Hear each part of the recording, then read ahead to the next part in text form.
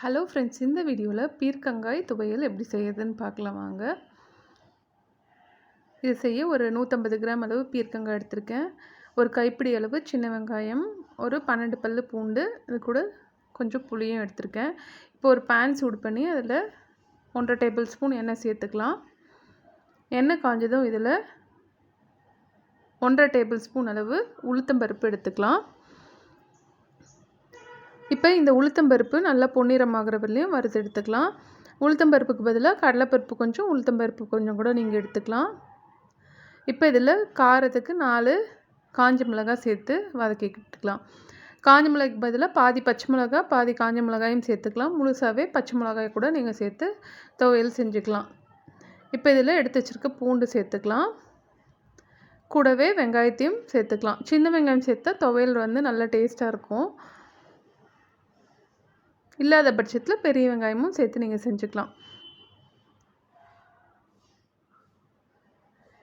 இப்போ இதெல்லாம் நல்லா வதக்கி விட்டுக்கலாம். வெங்காயம் நல்லா ஓரளவுக்கு வதங்கி வந்தப்புறம் இதில் பீர்க்கங்காயை சேர்த்துக்கலாம்.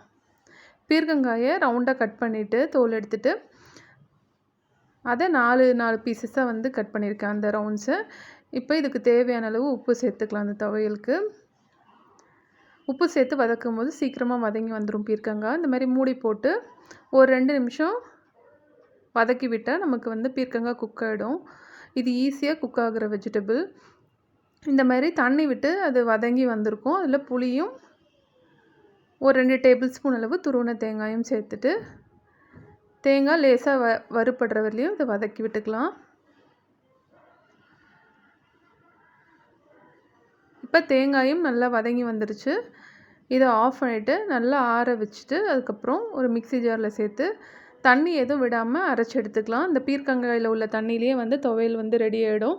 இப்போ துவையலை இதே பேனில் தாளிச்சிக்கலாம். தாளிக்கிறதுக்கு ஒரு டேபிள் ஸ்பூன் எண்ணெய் எடுத்திருக்கேன். இதில் 1/4 டீஸ்பூனுக்கும் குறைவாக கடுகு சேர்த்துட்டு ஒரு 1/2 டீஸ்பூன் அளவு உளுத்தம்பருப்பு சேர்த்து தாளிச்சிக்கலாம். கொஞ்சமாக கருவேப்பிலையும் சேர்த்துக்கலாம். பெருங்காயம் ஆப்ஷனல் தான், வேணும்னா சேர்த்துக்கலாம். பொதுவாக பீர்க்கங்காயை கூட்டாவோ இல்லை பொரியலாவோ செஞ்சு கொடுப்போம். அதுக்கு குழந்தைங்க விரும்பி சாப்பிட மாட்டாங்க. இந்த மாதிரி துவையலாக செஞ்சு கொடுங்க, நல்லா சாப்பிடுவாங்க. இப்போ இந்த தாளிப்பை இந்த துவையில் சேர்த்தாச்சு. சூப்பராக ரெடி ஆயிடுச்சு. நீங்களும் இந்த மாதிரி ஒரு தடவை ட்ரை பண்ணி பாருங்கள். வீடியோ பிடிச்சிருந்தா மறக்காமல் சேனலுக்கு சப்ஸ்கிரைப் பண்ணுங்கள். தேங்க்யூ.